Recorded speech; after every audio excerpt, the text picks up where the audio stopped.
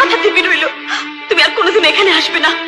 আর কোনোদিনও যদি এখানে আসো, তুমি আমার মরা মুখ দেখবে। চলে যাও, চলে যাও এখান থেকে, চলে যাও।